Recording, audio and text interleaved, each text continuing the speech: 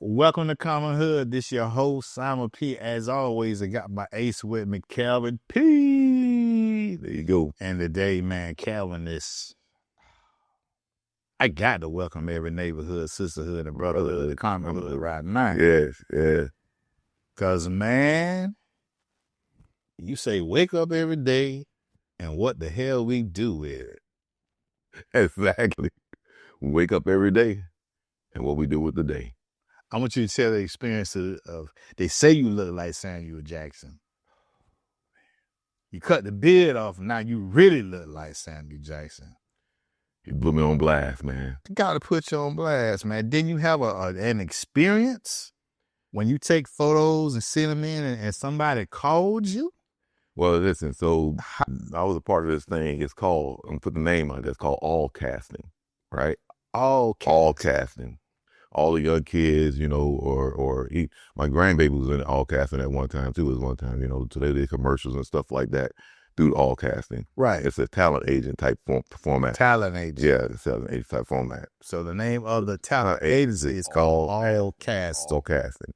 And so what all casting does, you send your headshots in, send what you normally would do if you had any kind of acting experiences, had any kind of modeling experiences and whatever. So I got hit up with something. I ain't gonna say what it was, but I got hit up with something on that.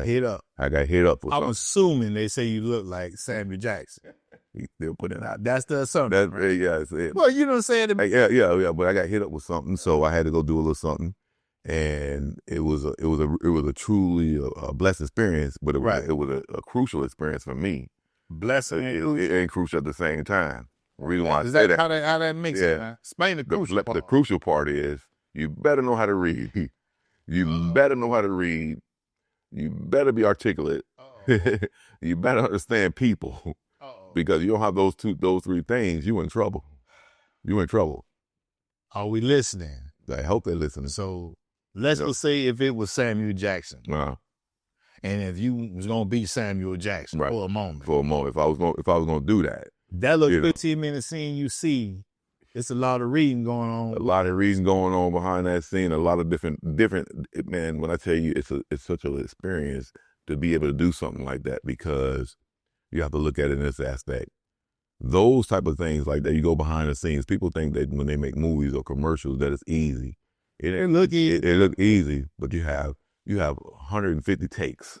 150 or more. If you're not wait a minute. You're doing a repetitive act, and they're telling you to connect the people too. Exactly.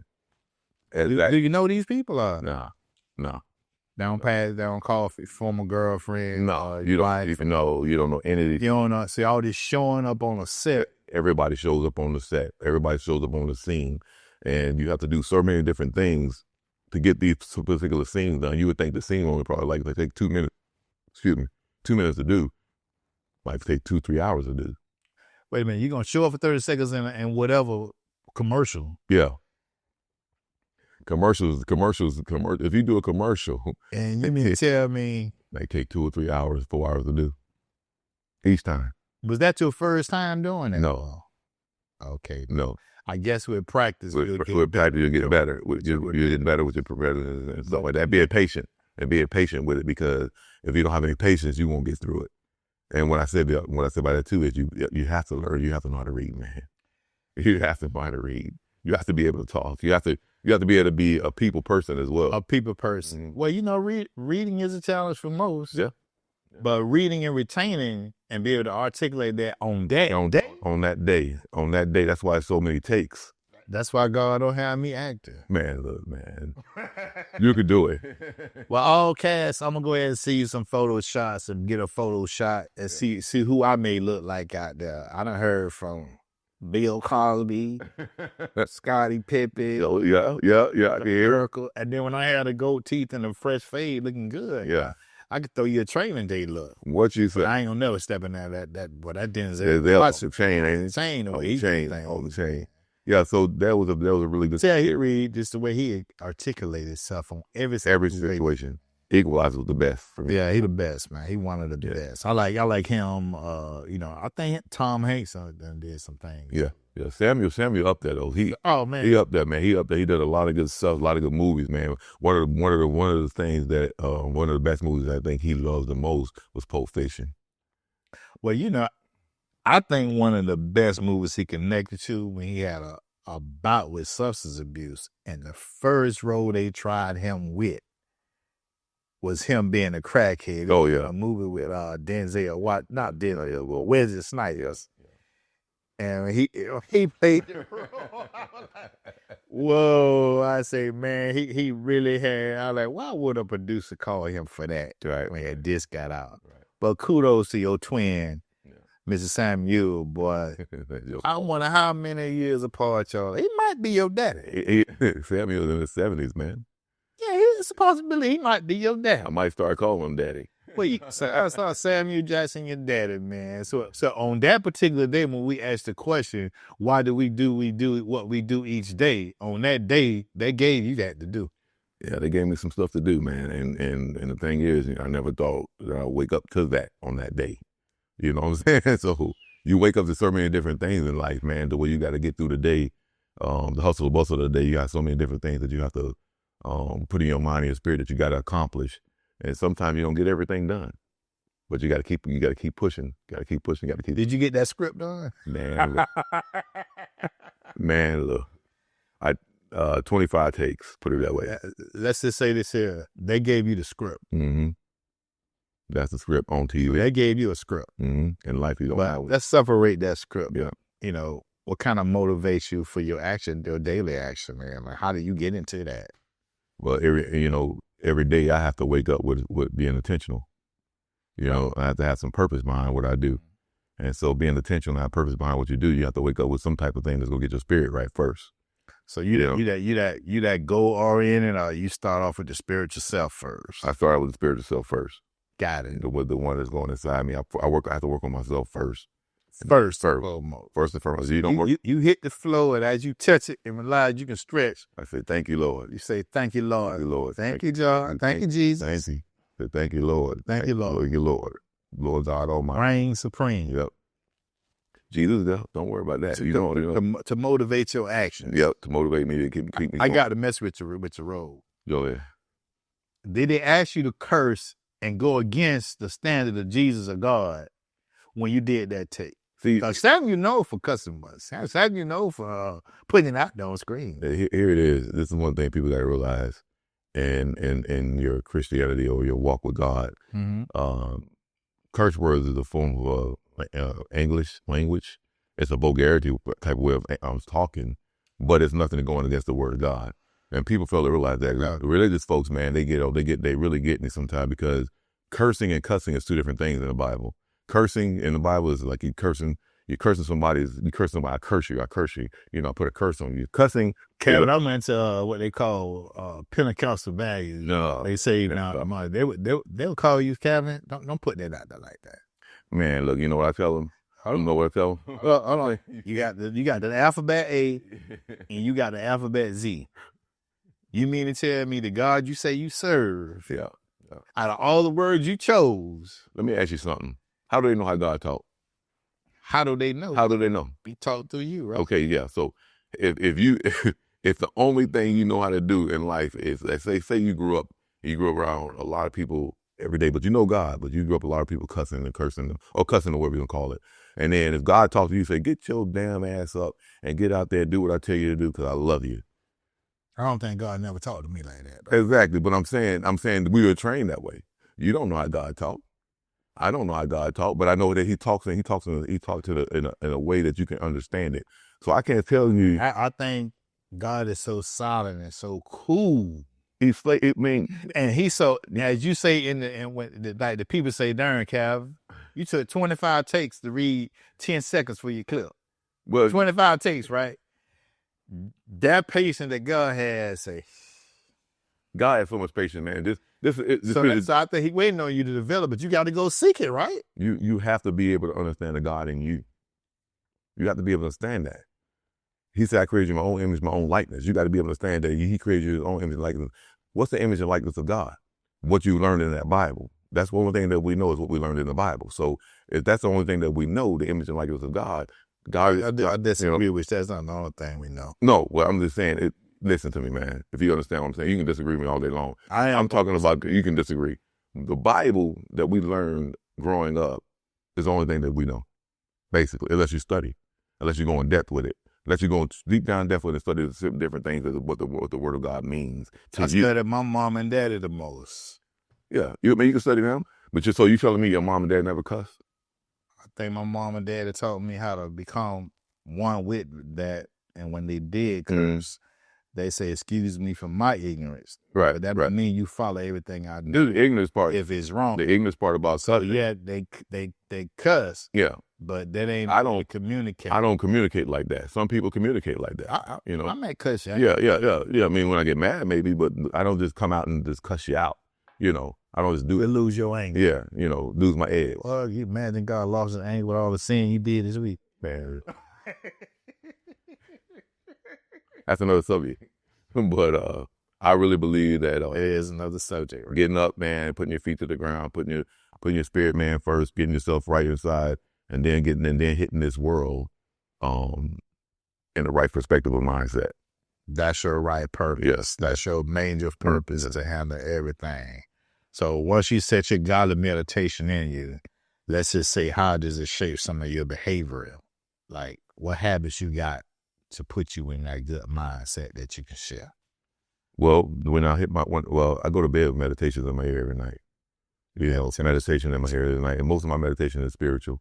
It's spiritual meditation, manifestation, abundance type stuff, in my ear every night. And I go to sleep with that. So I wake up on like a clean vibration, I believe in God, I believe in Jesus, I believe in all that.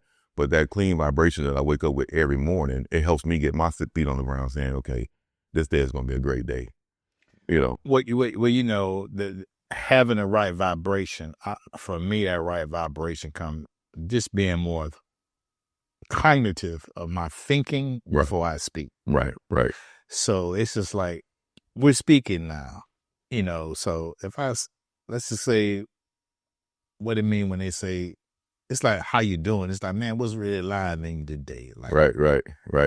Like, what's alive with you? Like, what like, what I learned? Trying to make sure that through all the negativity of what they doing in Iran, what they doing in Venezuela, if Trump a fool, the leftists are ignorant and cutting on the TV, where every YouTube video got a very curvaceous girl that every time niggas say, ouch, I got the pause on that one. You have all this stuff going. You got all this negative, but the key to me is that what I try to block out is like when I come inside and when I get ready to leave my home. Right. Is the challenge for me to practice routine good habits of how am I going to embrace this person that may not be on the same frequency wave or vibe with me. Right. But I got to say something. I can't just, God gonna put you in hell. I gotta deal with this person. Right. So we're living in a fruit bowl Yep. of everybody not in that same vibration. So it's like, it's not shaping our behavior. I try to say, let me shape my behavior, and it'll shape the behavior when I go out. And you know what it does? And I learned it about you since I've been knowing you for a while now. So I learned it about you. I've seen the 360, man, from the beginning, from where you used to hang out. Yeah, I know that, but you can still get loose, but what I'm saying, but I've seen it, and it's a good thing. I see it. Hey, I've been working for a long time, so I'm in a good frequency in my environment right now. Right. So my most time I spend is probably at the office. Now, I love the office because of the people. Right. There's a lot of calm spirits, Yeah. You have a little Nehemiah. He's very calm, articulate. That's what I get all day. Yeah. I got Caleb, always going to give you a smile. Right. He got a positive thought. He's always going to ask, how you doing? Right. You got Alexandra. She just peaceful and calm. I learned this about them guys. Is this a peaceful atmosphere? Right. Now, some people may judge, if you want to judge books by the cover and all that, you'll miss a blessing with the people who are around now. I never seen this 2 or 3 years ago. I had around me, we got to go get the money. Don't get it twisted. We all trying to get the money. Still need the bag because we got to live. We need the bag to live, to pay for bills and this and that. It's a tool. But I've learned to observe. So they always say you can't teach an old fool Old dog, new Old tricks. dog, new tricks. Is that it? Yeah, it's old dog, new tricks. Let's just say if you listen Oh, you can teach. to the little young pups, Yep, they'll teach you. they got something to teach you, teach you. as well as your behavior. They got something to teach. Can shape them too. Yep. So that's what my habits and my behaviors is habits of my action, my body language, and this that little red thing in your mouth. You know, this. I would like to death in the tongue, kid. It's power, man. So and that lead me to thinking about values that you want to carry forward. Right. Man, it's a lot of values that we can carry forth in life. I try to teach my sons and my daughters, man. I try to tell them they grown, all of them grown. But I show my values through my action. I can tell them all day long. But if I don't show it through my actions, they're not going to learn. They're going to take it in and go on one or the other. I've learned by being around them so many years, I learn when they look at me and the things that I do, I look at them sometimes and they doing the same stuff that I was doing. I'm like, man, it is rubbing off on them. It is getting to them. Like the other day, we was out to wash. My son steps outside. He works inside the place. So he really don't watch what's on Tuesday nights. So he stepped outside the place and I heard somebody hollering. So I get out my truck. He got the back door to the building open, hollering at one of the workers, telling me, y'all need to wash them back doors. Y'all know he ain't watching here. Get them back doors washed. Get them back doors clean. I know y'all just standing around and doing nothing. No. Then he jumped down off the pier and came and talked. You know what hit me? They have these different ages that they give you in our culture. Mm. At 15, 16, everybody expected I'm supposed to be driving now. Oh, yeah. Right? Yeah. 16, I'm supposed to have my license now. No. Go through that when you're raising your kids. All right, no wrong with that. Boy, I ain't got money for all that insurance costs. This for you to drive. You got all your life to do it. And you ain't going to do it on my fault. But school got it so bad, they don't care. They put them in classes anyway. Or they drive that and sign up. They do their thing. And, I remember as kids routinely got of age, let's just say the magic 21. Right. I had one son, my mother was like, you can go ahead and have a drink now. You let your daddy know you're a man, you're 21. And I'm like, shit, this cat still living at the house with me. You up here running your mouth about that. But what stuck with me, I drank, he drank. Right. I'm like, oh, okay. Not that society got me thinking ain't nothing wrong with drinking. Because they had it legal. Right. It's right to buy it. They got an age. So I'm listening to my kid getting involved. And I had to say, hey, one thing you can say, I never was out of control, wasn't. Get it. Don't come around me drunk. You gotta handle it. You better handle it. You say 1 or 2 is my limit. So don't let yourself fool you. Got balance, A lot of kids, they get into that age where they say they're illegal to drink. I mean, my son, they said the same thing to me one time. Yeah. I'm legal to drink. Okay, well, go ahead. Next thing I know, he all over the place.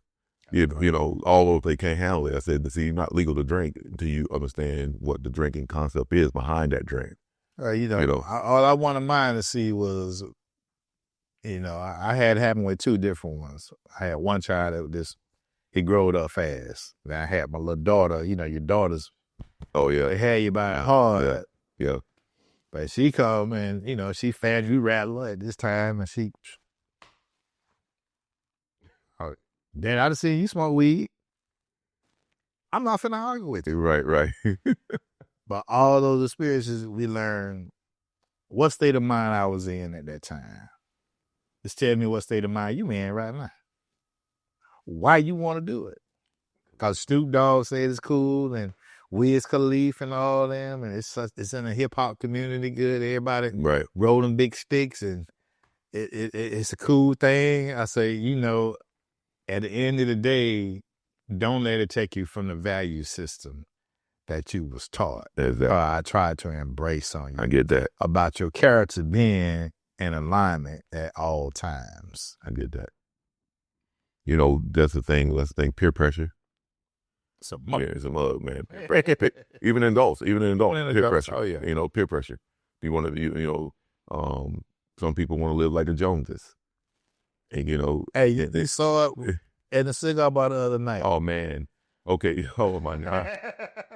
So the bachelor party at the cigar bar tonight, man. I'm tripping out on everything. It's like, And I'm like, man, I don't miss this anymore. I'm like, I walk in the place because I'm not around smoke because I don't smoke. Yeah. I walk in the place, I'm like, oh man, why they got to have it here? I didn't want to say nothing crazy, man. Then I start getting used to it a little bit, and so the vibe was cool. I hanging out with everybody was cool, right. And once you got used to it a little bit, but boy, when I got home, I had to stop in the garage and take my clothes off in the garage because of the smoke invested in the clothes. But it was a really the peer pressure. Those you didn't smoke, you felt cool. Everybody said, so you gotta have one. And so I got me one, and you folded against your normal value system. Oh, not smoking a cigar. Now I faked the funk a little bit, Oh yeah, I saw you fake the funk with a cigar. It's all good. But it was good though, and it was a pretty good tasting cigar. But like I said, I don't do it all the time, and it's something that I wouldn't probably do that much ever. Once I ain't gonna kill you. Yeah. But no, man. Steve Harvey, he loved his cigars. Everybody got it. Yeah. So the constraints and the pressures, they kind of influence certain things. And that particular instance of showing up to support the guy who's getting married, and it's like you got to support him. Got to support him. He get ready to not. He going tired. But that's what he want to do. And at the end of the day, the constraints and pressures, it was like you might have would have just say, with everybody drinking and smoking, you might have felt a little out of place. So I would have been. I've been like sitting in the corner, like what I'm here for. Yeah. I'm finna get party with him. I'm finna get loose with him. So which I did. And that's what happens with peer pressure. Yeah, most of the time. I don't think nobody forces. When it's forces, they call it the bully. Yeah, the bully. Yeah. You're gonna do it my way or no way. But that's what they call it, a bully. But in this case, constraints and pressures that people put around you, it's like living up to those social expectations that you mentioned. Right. And then, like I said, it was a good vibe. All the guys there, they were well-rounded guys. Got careers and stuff like that. So it was like, it was family. When you showed up, more family. It was just good. It was good stuff, man. Well, we had to tell you to remember no script. No, man, it was off the cuff. Well, what do we say when it comes to us living more intentionally? We mentioned the values and shaping our behaviors, and what the hell motivates you when you get out of bed, and you say your number one motivation is just grounded spiritually, and let that be the buffering zone that keep you in the right energy. So you go out there dealing with this mad world out there, boys. It's a mad world out there, man. And you got good people out here, man. In this world, you got a lot of different cultures, a lot of different things. You just got to be able to vibe with them, man. Somewhere down the road, you're gonna meet people that you feel like not on your level, they're on their own level. But the thing is, when y'all connect, it's both levels there. I don't try to put no expectations because I think it's easy to be judgmental, so to say. You think because you have a purpose, that person may have a purpose. Right. Sometimes when people do have purposes, they may understand their intentions or their direction a little bit better. Right. So when I don't see it in everybody, it's not for me to you should be doing this. See, we have built that right and wrong system so bad. That judgment zone. It's just having a conversation to help one articulate their thoughts for that. Like, hey, how to get you back on that path. I used to be a teacher, and I had all like exception student education. Right. I'm like these little fellas ain't nothing exception besides they were bad, they wouldn't listen, and the school system can't handle them. And at the end of the day, it's always nice to see them, some of those children that recalls a 7th and 6th grade, 8th grade moment. Right. And then now to be in their late 20s and 30s and say, man, I saw you tried to carry, you tried to tell us, didn't you?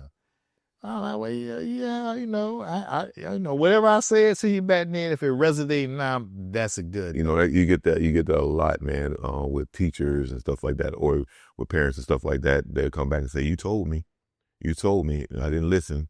Some will say, I listened, now look at me now, which is great.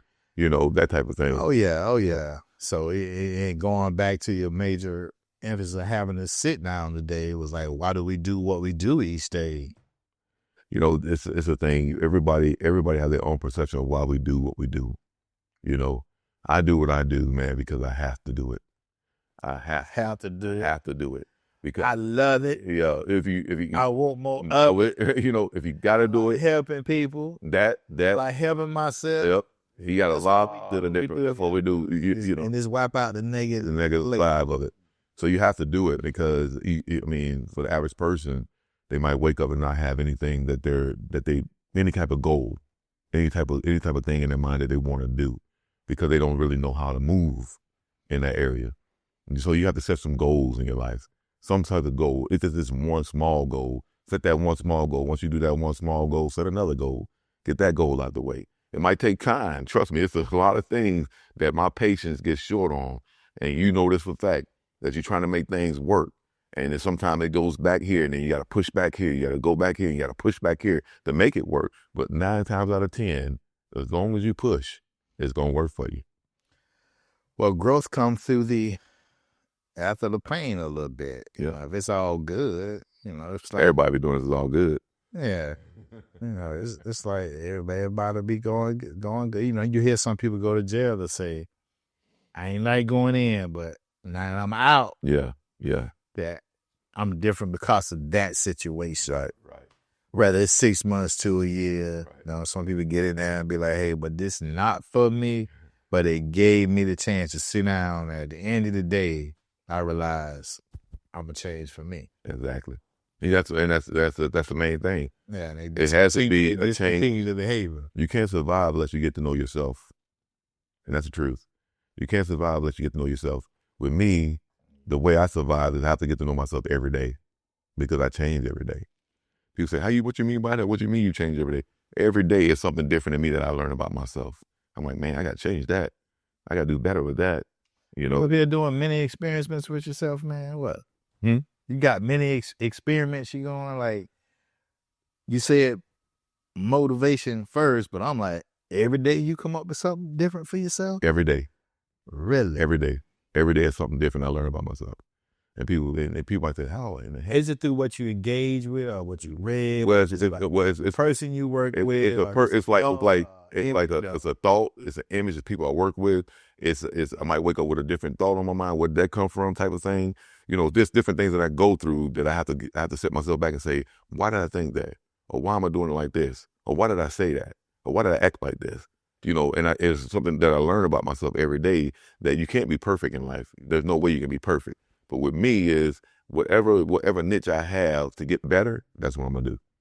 Whatever it is, to try to get better. I'm not the best person in the world. I mess up all the time. You know, I'm guilty that when I find what I like, I don't bother with other stuff that I don't like. But some people say that you got to learn everything and don't be fearful of learning something new. Right. But if I don't like it, it's not that I'm fearful. I don't like it. You know, I do a lot of things. I got involved with a lot of things that I love some things. A lot of things that I've got involved with I don't like to do, but it's feasible for me to do them. Put it that way. If it's something like, say I'm learning something new, I don't really, to be honest with you, I don't really like to read, but I read. I don't like to read. Who wants to sit down and read a book? A lot of people will say, well, I love reading books. I never like to read. So when I do read a book, it's something that has to catch my eye, and I open that joker up and it has my attention, and I'm reading the whole thing. You know, the type of thing. Yeah. Right. You know, I read for different purposes. Right. Because growing up, I probably didn't read. Yeah. I saw The Football Life with Chad Johnson just briefly. I didn't watch the whole thing. Right. But he said right out of the gate, I don't like school. I'm hearing him, I'm like, boy, he said something that I didn't like it neither. He said, I just want to do football. I ain't like school. Right. He didn't like school. And, reading a book, I've learned that every great author that God has given us that stroke of pen. I'm not just talking about the Bible, right, or whatever the case. And this is good. This is a good book. Period. Whether it's a mystery book or whatever you're into, right. It ignites a thought or creates an image in your mind. Yeah, in your mind. It does, and create a picture. Yep, it does. So it's like a mini experiment of life when you pick up a book and read. That's right. And I learned that. So what Chad Ocho Tinko Johnson was experiencing is what I got in school. It ain't nothing they gave you that you related to. No. So it's like if all the kids are you saying, oh, you're on free reduced lunch and you guys are poor, please read this history about Beethoven. You might be like, man, what this got to do with? See, I'm hungry. I want to learn. That's what I used to like. Man, it's so boring right now. Man. It's like, there was no teacher to say, no.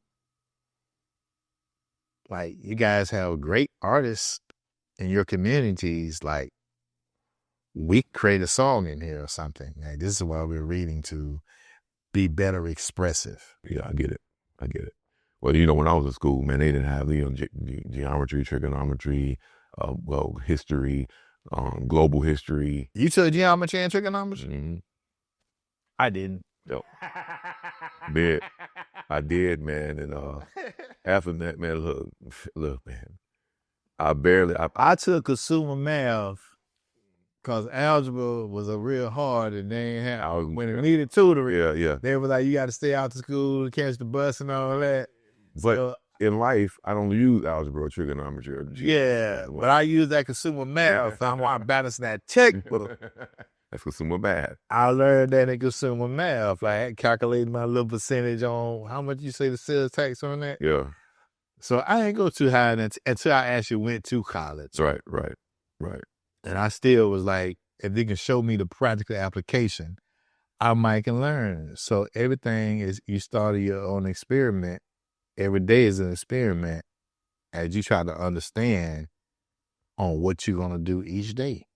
Exactly. So if you had something routine, you got to find a curiosity in that routine to see what's practical about it. Because exactly. Most people getting on the job, you mentioned, we left out money when you said, I did some things I don't want to do. Oh, yeah. Man, look, in the handyman field, who wants to climb underneath the house and crawl through sewage, and get through that sewage, get to the pipe. How much money they paid? At that time, it was like $750. An hour? No, just for 1 hour. That only took me an hour to do the job. Yeah. But that was why you crawled? That's why I crawled through the sewer. And both of you, I'm not a pro with that. Yeah. So what I'm saying is, but it ain't something. It's something you want to do. You don't want to. The jobs that I've done in the type of field that I work in, the average guy would have been like, man, you could have that. I'm not scooping up no horse manure. I'm not going in here, cleaning no doo-doo. I'm not getting in no sewage. I'm not doing this. And I tell people all the time, I said, you say you're not going to do that. But if you hungry and your kid's hungry and you got to pay some bills, you finna crawl or some shit and your boy's finna get that money and make sure your family's fine. And then that's what I had to do. And, as a pointer we pointed out too, when I picked you up for the job today, you're going to do it today. Yeah. You go get your own habits and create your own experience. Yes. Yeah. That's what it is. And that's what it says. Like, why do we do what we do each day? You got to answer me that question. No. This the job. Why do you ask me for a job? Exactly. Yeah. Okay, pick up the shovel, get the hauler, let's ride, and then you can figure out tomorrow on your time and space on why you want to do what you do each day. Exactly. Mr. Samuel Jackson twin.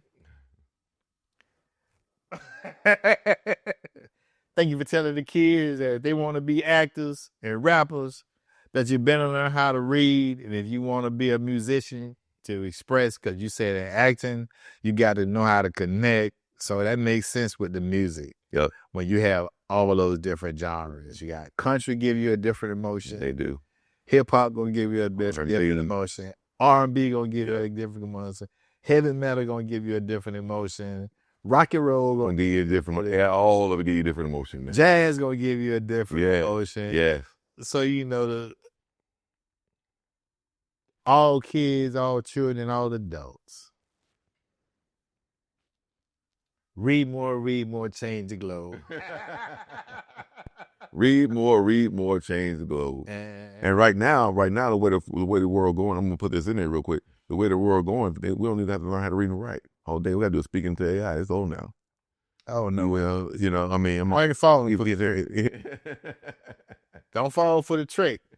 Hey, speaking in there, it's on now. Don't fall for the trick. Better learn it. You better learn how to read and write, man. Don't fall for the trick. Yeah. Reading and writing are always. Man, look, you can have a lot of. My thing is, I thank God for AI. AI is cool. It's a cool thing, but what they're doing with it now is really changing the scope of what real knowledge is. It's changing the scope, man. Because I'm telling you about AI. AI is one of them things where if a kid can't read in school, you got an essay paper you got to get out. Okay, I want you to write an essay paper on such and such, such, such. You can put what you want that essay to say in brief words and say, make me the essay. Boom, there go your essay. Now you got your essay. Oh, he can make it, but what happened with the social interaction that you? There's none. There's none. So that's what. So now you're right. That's so I think, I have a little infant, adorable. Mm-hmm. I was like, get the phone out the baby face. Quit taking so many pictures. Limit that amount of exposure. Man, I'm a piggyback off that. That's a bad habit. I got a god baby. I got a god baby right now. She's 6 years old, getting ready to be 7. The one you met when you came to the house. Mm-hmm. She's right on my back. This little girl know how to do things with this phone that average adult don't know how to do. She sent me videos of herself. Hey, Papa, type of thing. Yeah, you know what that means. She get it from the mom. You know what that means. She gives her my daughter now. You know what that means though. They not answering the question of the topic today. Why we do what we do each day? Yeah. Why are you letting this kid hold this on all day? All day. You know why? Because they're busy. They feel like they can't have that time with that child for interaction because they have so much they got to do over here to make sure they're doing what they got to do. Ask the why. Yeah. That's what we're going to end. What is your why is what we're going to end that with. What is your why? What is your why? What is your why? What is your why? And you got every freaking day to wake up and look yourself in the mirror. What is my why today? I've learned something that I'm saying now, and I got to say it because it's on my boy. I have to look in the mirror and say, what's in your wallet? That Capital One commercial Samuel did. Is that? What's in your wallet? Is that? You got the next commercial? No, man. Oh, man. Say it again, Samuel. I'm not doing it. What's in your wallet? Yeah, you might have it. 5% cash back. Samuel Jackson, tell the truth, man. Only rich people need to be using that darn credit card. You can't pay your bill at the end of the month. They're going to make 30% and want to give you back 2 or 3%. So, boo-hoo-hoo, Samuel Jackson, man. Steering your acting skills, making it like it's cool to act that. That's like what's the other girl that with Chase? The Garner. Which one is that? Is it? What's the actress name? Her name Garner. She got some big old dimples in her cheeks. And she may tell me, I always use Capital One. I was like, whatever. What's your why we're using the credit card? Yeah. But they digitizing the damn world, and nobody want to tell you goddamn cash no more. That's a damn problem. Everywhere you go now, you got to have a debit or credit card. everywhere you go now. It's best to use your credit card. I hate to say it because of the theft is so deep. Yeah. That credit card group they can fix that quick, but when it's a debit account, Oh man, there's the only possibility. Let you keep the cars locked. Frosty got loose. Yeah. Well, thank you so much for joining us today. We're gonna close out, and I ask you to ask yourself when you wake up every day, what is your why? This is Simon P. Hit that like, subscribe, and join it, and make sure you share. This is Common Hood, Calvin P. We out.